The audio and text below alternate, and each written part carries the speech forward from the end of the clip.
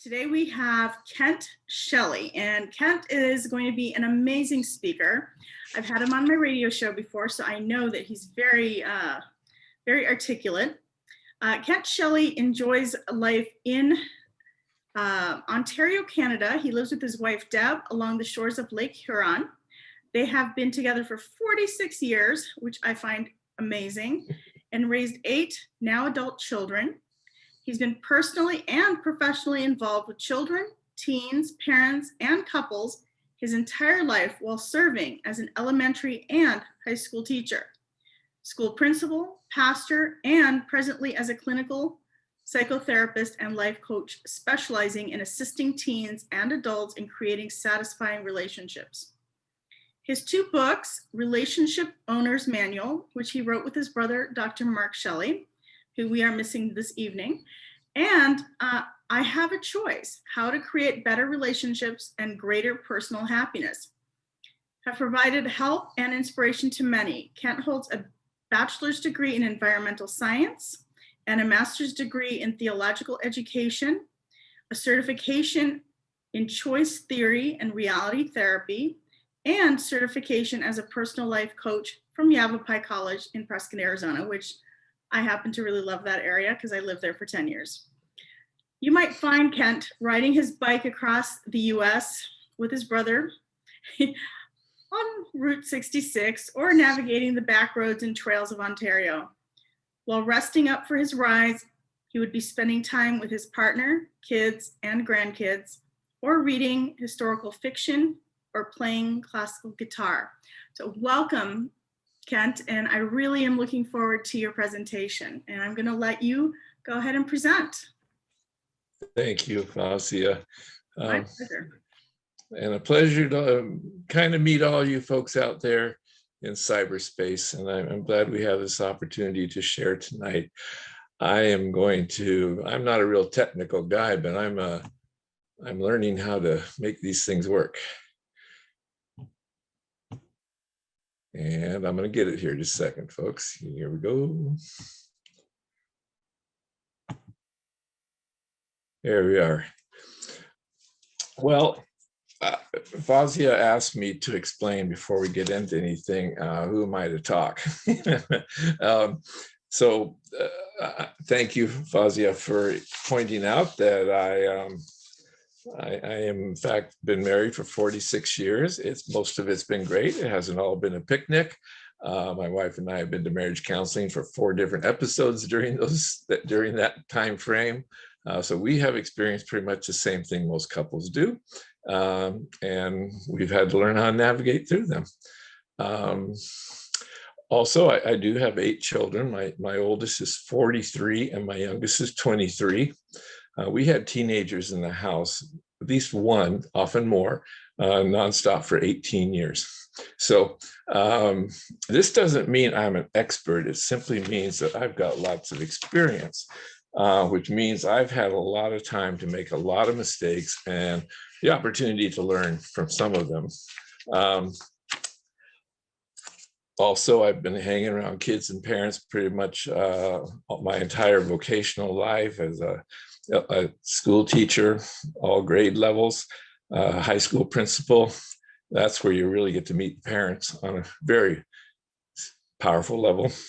I was a pastor for too many years, and now I'm a licensed psychotherapist in Ontario, Canada. Most of my clients are coming specifically for relationship counseling or coaching. And that's you got all those current work. Like I said, I'm a therapist right now. And Mark and I have written a book, and I have written the other book, and I'll tell you more about those later. But as I put together this impressive list of whatever I am, I thought, there's really only one good reason to listen to anybody about anything. And just yesterday, I got an email from someone, and they quoted somebody in here. David Allen wrote a book. I haven't read it. I've heard of it, called Getting Things Done or Getting It Done.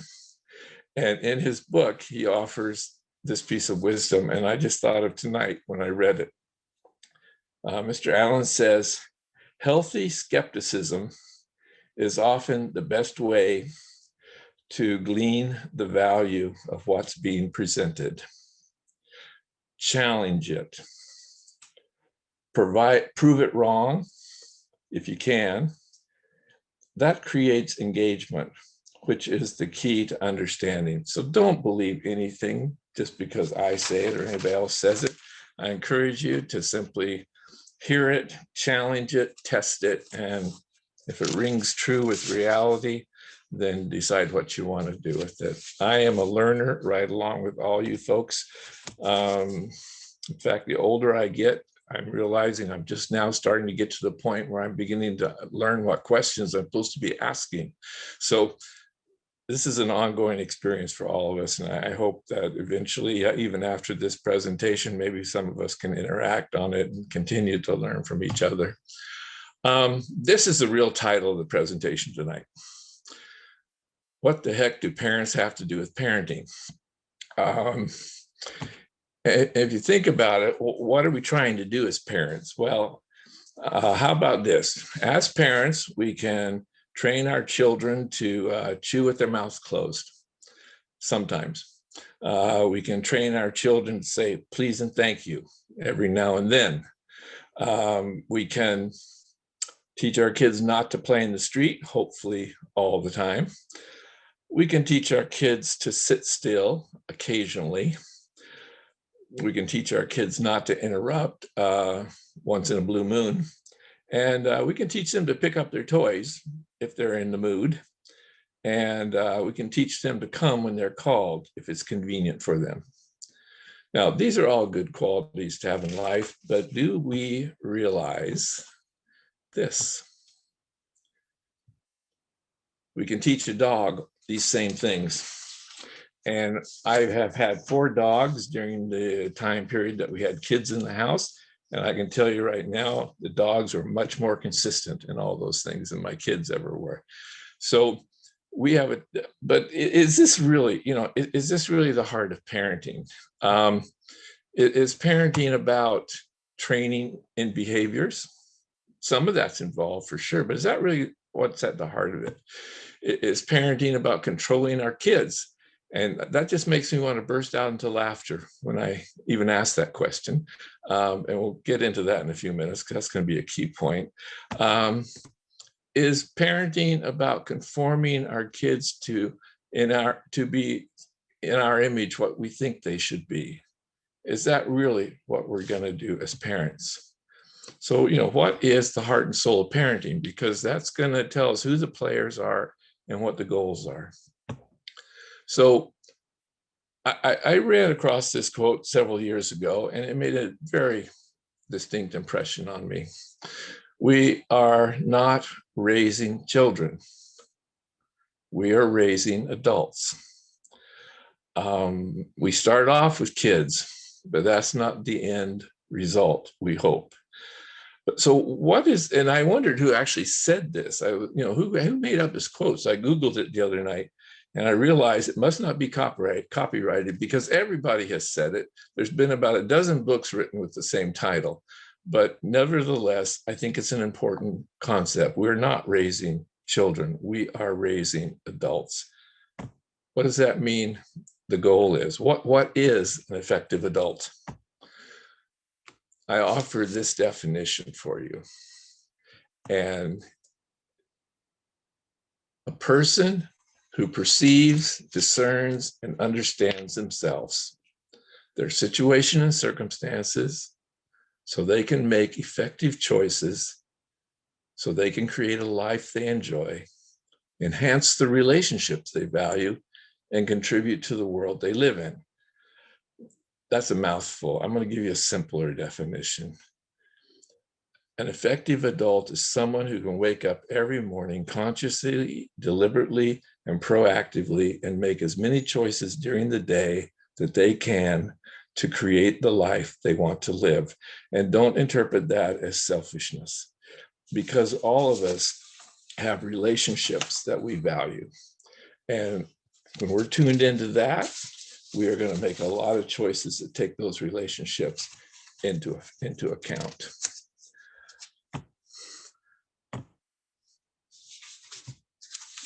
My screen is supposed to be doing something here. Oh, now it will. Hey. So what kind of parenting approach is going to help us reach this goal? I offer a simple word, modeling. Now, that does not mean you have to dress up kind of scantily and walk a catwalk and so everybody can see it, especially your kids. If I did that, my kids would need therapy every week for the rest of their lives. So it's got to be something different than that. What is modeling? Modeling is simply living our life before our kids so they can see something, they can watch something. I am convinced, after raising 8 kids, that our children really don't listen that much to what we say, but they watch everything we do. They are like sponges. And even before they know what they're doing at a young age, in the first 8 years of life, mostly, they are absorbing everything that they see, hear us do.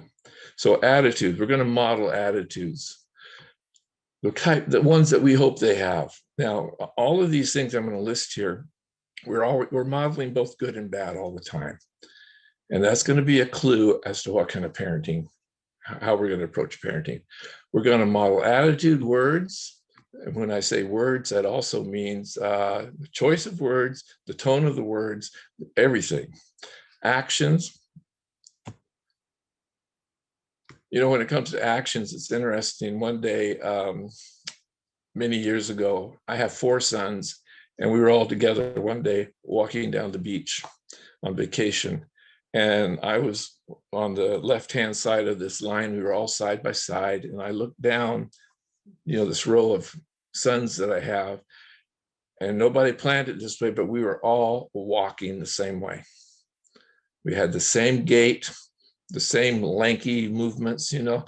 And now I never said to my boys, okay, boys, this is how you walk. Where did they learn that? They learned it simply by hanging around me.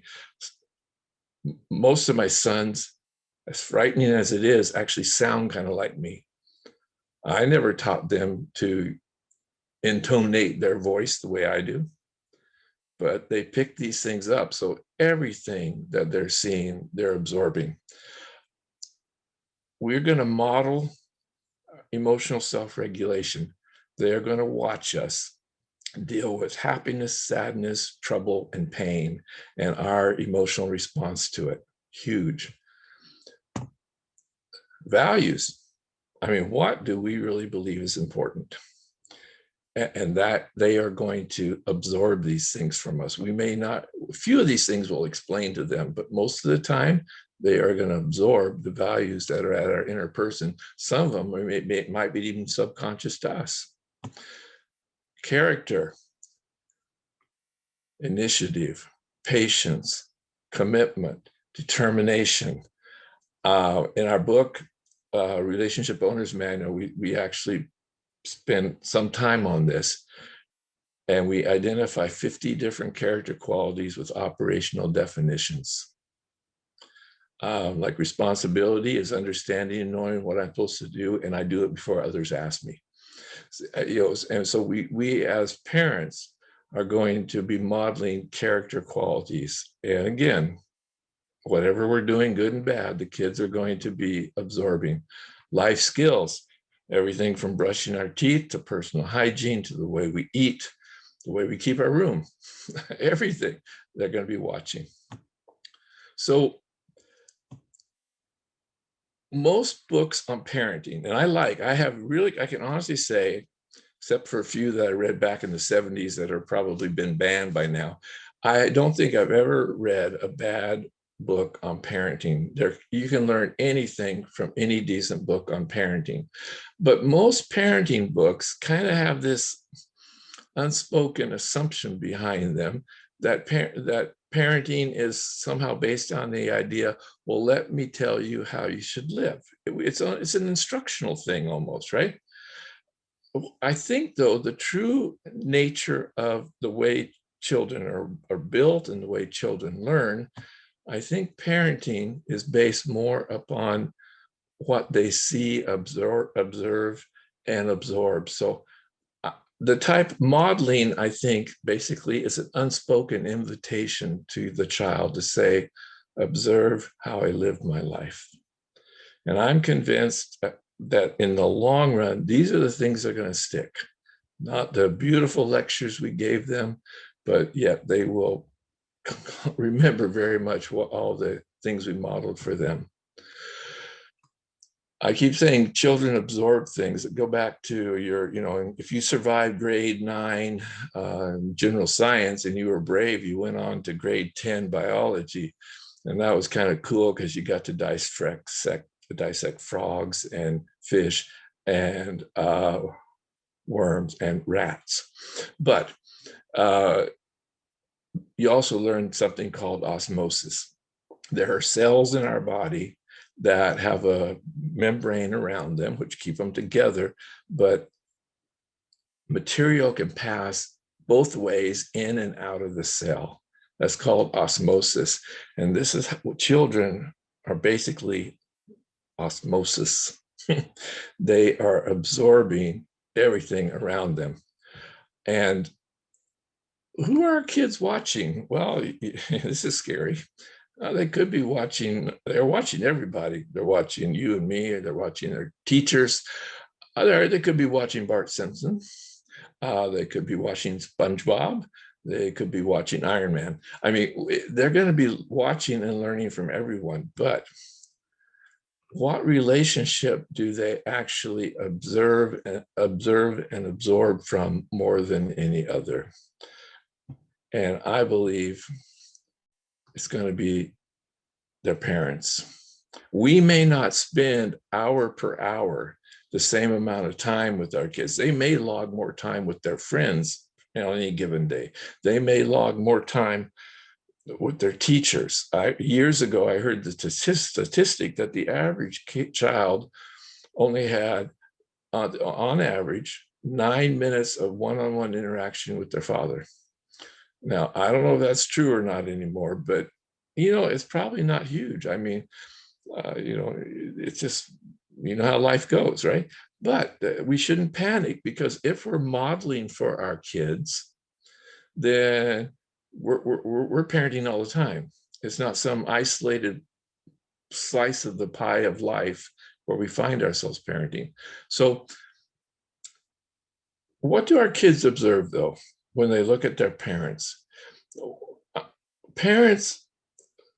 Are parents consciously or unconsciously seeking to control or dominate or manipulate the other? To be honest, as a couples therapist, this is the most common thing I see. And it's not even done maliciously. Sometimes it is, sometimes it's delivered. But most of the time, parents by default are just jockeying for control and position in a relationship. This is what their kids are seeing. The kids won't use these words. They won't even be able to explain it, but they are absorbing the dynamic. On the contrast, what if the children are observing parents who know how to be respectful and collaborative? Okay, respectful means the parents are treating each other the way they want to be treated. Collaborative is a very important term, which we'll build on in a minute. But collaboration is when two people have a common idea or concern or problem, and they both sit down, and what they try to do is create a plan, a solution, a strategy that's going to work equally well for both of them. Nobody loses, nobody compromises. They come up with something that works equally well for both of them. In a relationship between two partners, basically, you only, at the end of the day, when you peel away all the drama and details, you basically have the choice between trying to control one another or eagerly collaborating with each other. Why is this important to parenting? Because these are the two skills that make life meaningful and successful for most people. And this will be the gift that we give our children if we consciously do this as partners. Now, this is a wake-up call, one of those light bulb moments, okay? How I interact with my partner will most likely be how I parent my child.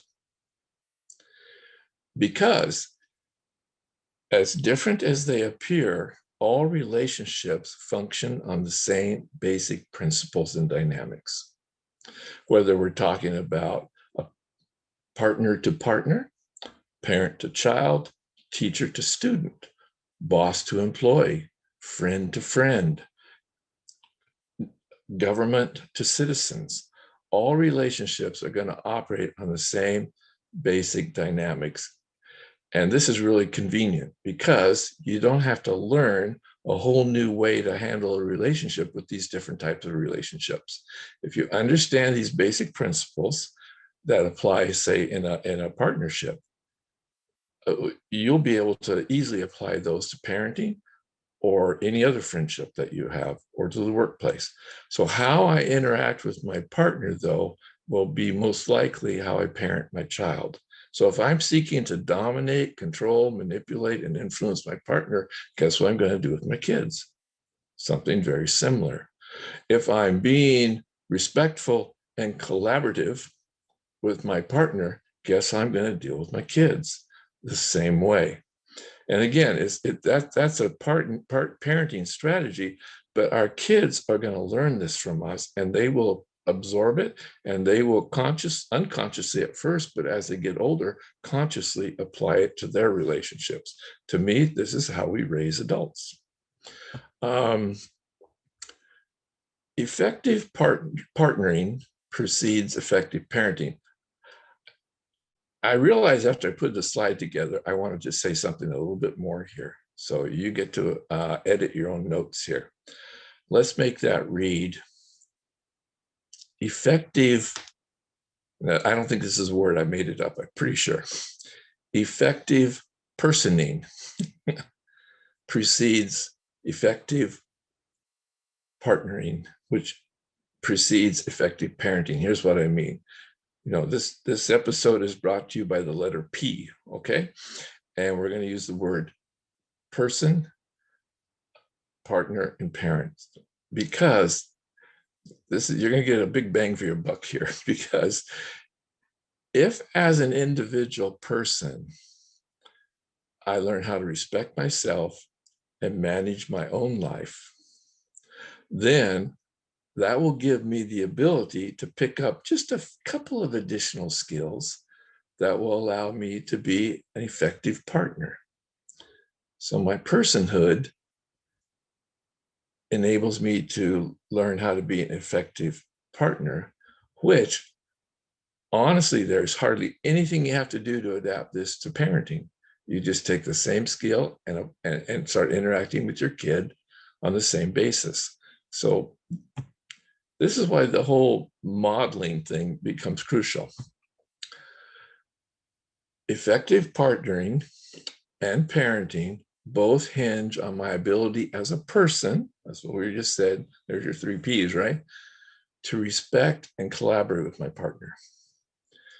So if my relationship with my partner is based on solid, respectful, collaborative principles, then we've got the parenting thing pretty much dealt with.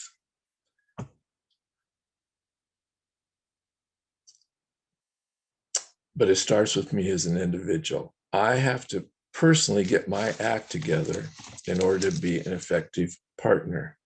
The way I describe this to the importance of this to my clients is, if you can imagine, when you think of one of those Greek buildings that you see, they're usually kind of in ruins, but you can tell once upon a time they were amazing.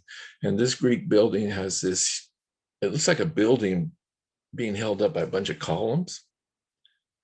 Your relationship is like this building, and it's being held on top of 2 huge pillars or columns. Each one of these 2 columns is the individual partner in the relationship. The strength and the stability of the relationship is going to be based primarily upon the strengths of each individual. Oftentimes, occasionally anyway, I get asked the question, what is the most important thing you can do for a relationship? And a long-term committed relationship, a marriage? And my answer surprises people. I basically say, take care of yourself. Wake up each morning consciously seeking to become a better version of yourself.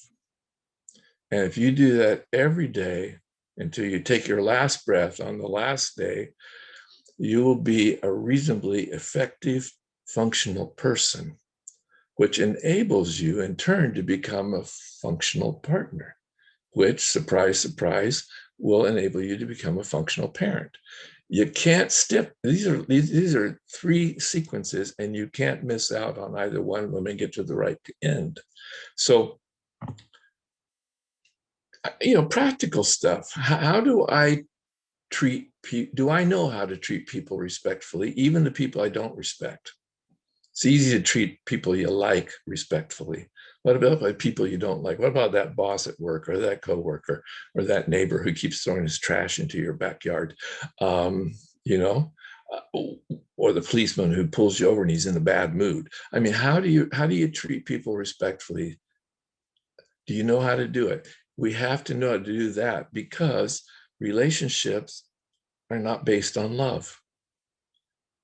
That's one that makes for great stories. It's beautiful fiction. It warms my heart, and Disney has made a fortune off it. But relationships are not based on love. They're based on respect. What we need to understand is this precious, valuable thing called love is a byproduct of the respect we show for each other. Something brings couples together in the beginning, and I think, I'm not sure exactly what to call it. Attraction?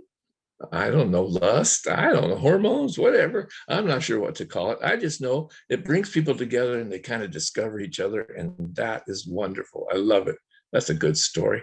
But if the relationship is to continue and not just exist, but to thrive, very quickly, very early in the relationship, there has to be massive demonstrations, consistent demonstrations of respect for each other.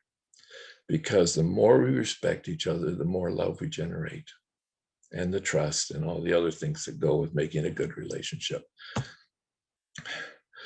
Do I know how to collaborate with people to reach understandings and joint decisions and plans that work equally well for everyone?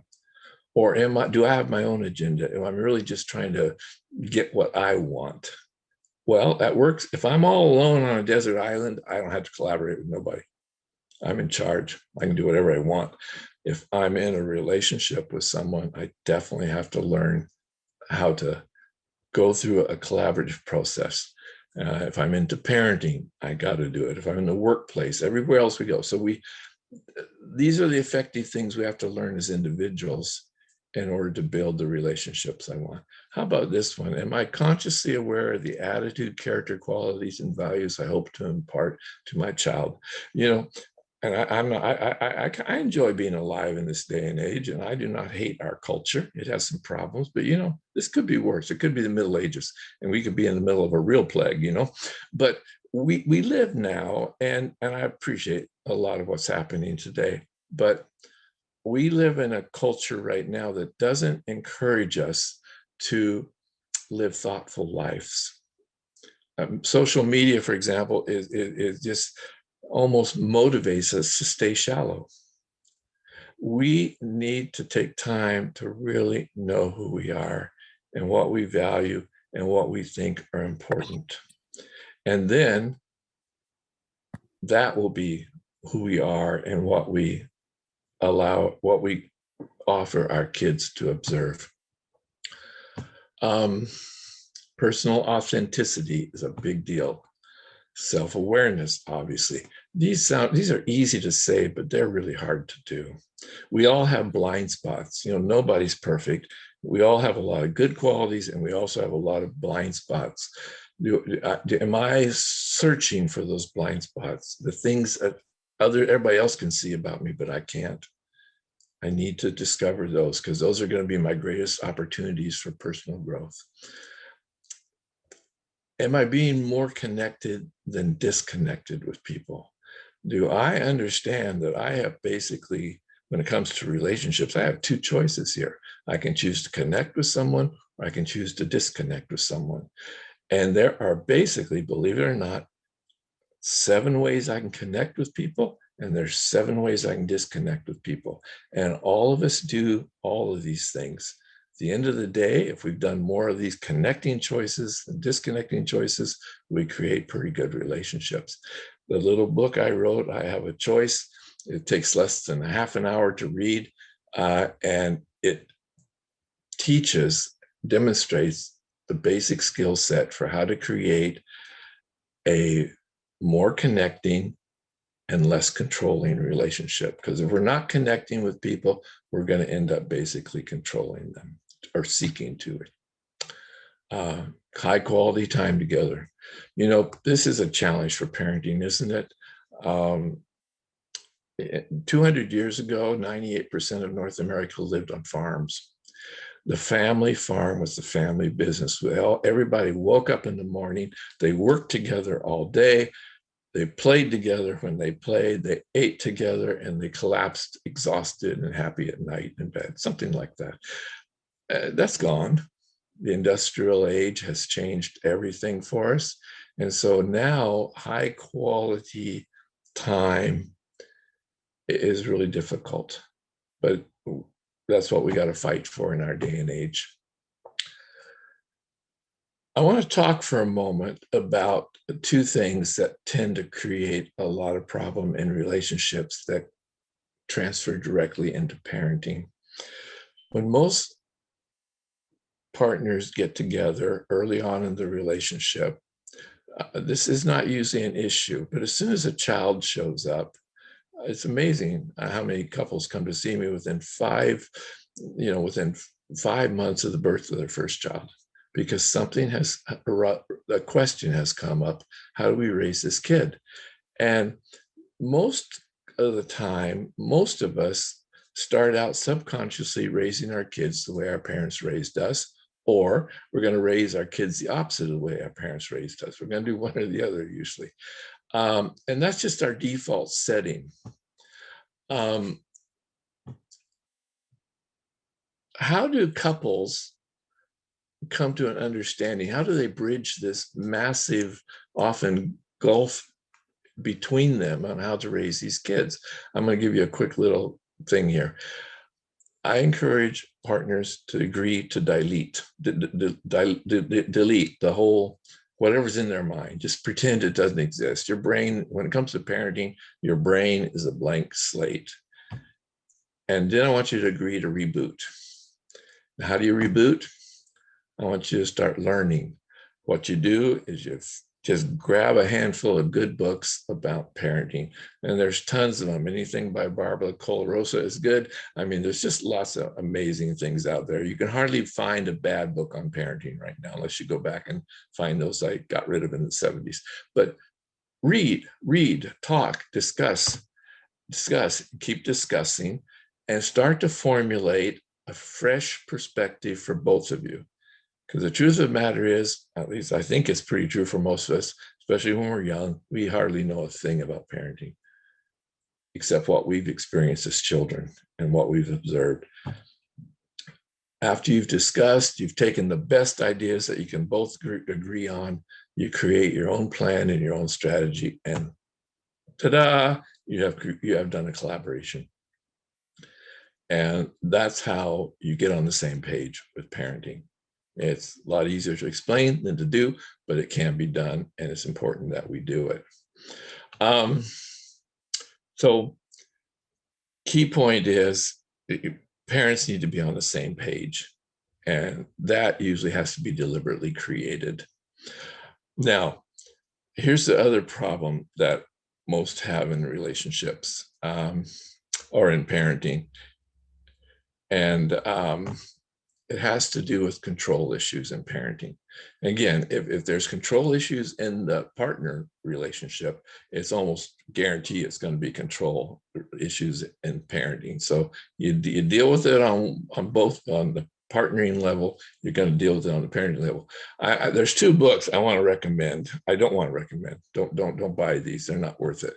The first one is How to Control Your Partner by You Are Insane.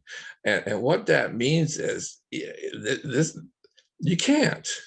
Nobody can control another human being unless that human being gives them permission to do so. And technically, you don't have to do anything. If you're willing to die for it, nobody can make you do anything. And now it might be occasion, maybe once upon a time, I hope somebody could have said, you know what, Kent, it looks like your wife's controlling you. And I would scratch my head. And it'd be really nice to blame her, but I had to be honest. And I said, no. Deb's not controlling me. It just looks like she is because I'm choosing to go along with her, because it's easier to go along with her than to argue with her. That's not control. That's just me getting in line. I'm not proud of it, but people do things like this. So we can't control our partner. And likewise, don't read this book, How I Control My Children by I Am Delusional. We can't, honestly. I really want to laugh when we think we can control our kids. We can make it so difficult for them that they simply give up and kind of conform. But in my books, that's not even parenting. That's something else. So the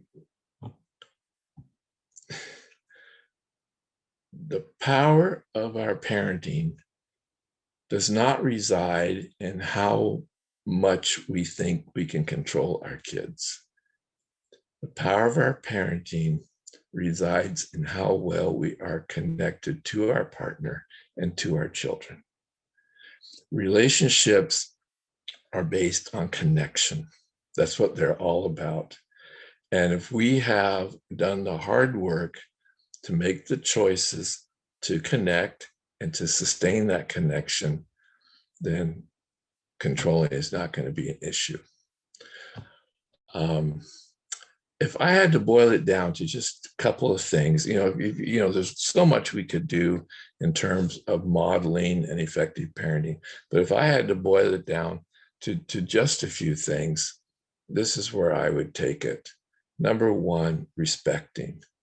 Relationships are not based on love, they're based on respect. If we can respect each other, we generate the love that we share. And respecting is not complicated. It's ancient wisdom. Treat other people the way you want to be treated. That's all it is. Respecting is common courtesy. It's civility. We're talking basic stuff like please and thank you.